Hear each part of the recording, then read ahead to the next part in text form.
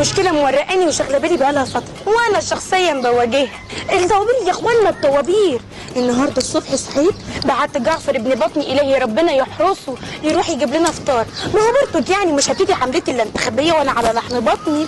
المهم الواد راح وغاب 4 ساعات، فضلت دماغي تودي وتجيب، يا ترى راح فين، يا ترى جه منين. لبس في دماغي مسلسل سي اس مين بتاع الام بي سي 4.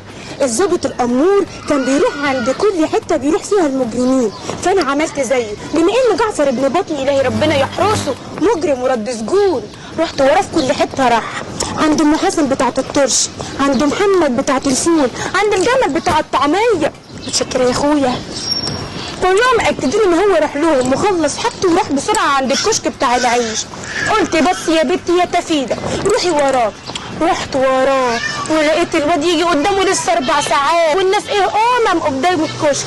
فضلت قلت ايه، لا انا ما بديهاش، اروح اكل قرصه طعميه على ما يخلص ويجي. بس وقفت تاني قلت لا، نداء الوادي بينادي، بنتي يا تفتف انت مرشحه وفي الانتخابات. ورحت لبتوع العيش المسؤولين في الفرن وكان لنا هذا اللقاء.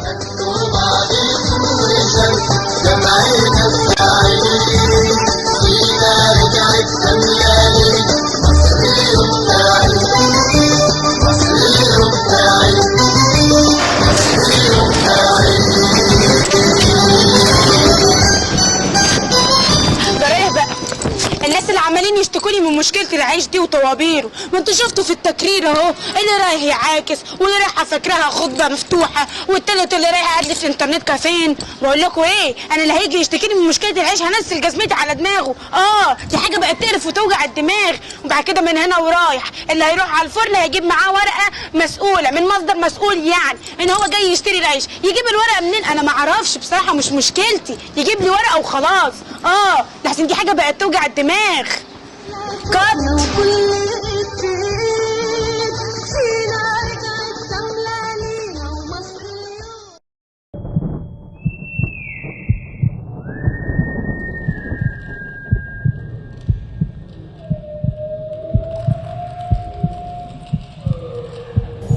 بقول لك يا مرز، انا بمواظب الكلمه كده محتاج لك. بس لازم ناخد راي رزة، ده راجل ولازم نشاوره في اللي هيجي مكان ابوه. يا وليه راي رز؟ انا جاي اصرح لك مشاعر مخبيه من زمان. ما تفهمي راح من المعلم رزة، ركزي معايا. هقول لك بص يا ستي، انا شايفك اجدع واحده ممكن تترشح ضد الولايه اللي ما تسماش دي اللي سمعت فيه. ارشح؟ يعني قاعده من لا مؤاخذه. يا وليه ترشحي يا وليه ترشحي؟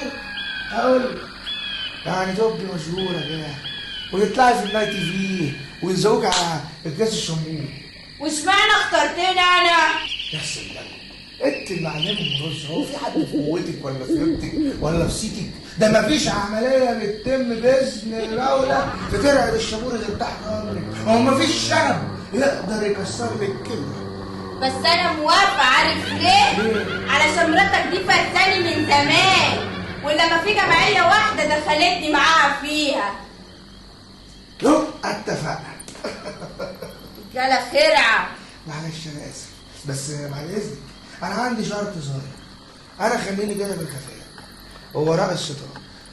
امرك يا غالي.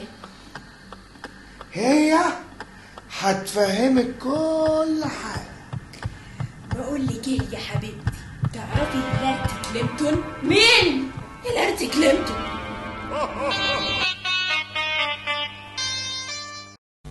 بس يا ستي، وقالت له هرجع لك القايمه والعفش، بس هي ولاد قوليه نادله كده زي هيلارتي وكونداليزا. والله حد يسيب الواد في الوقت ده؟ لا هي تموت على القرش والنبي.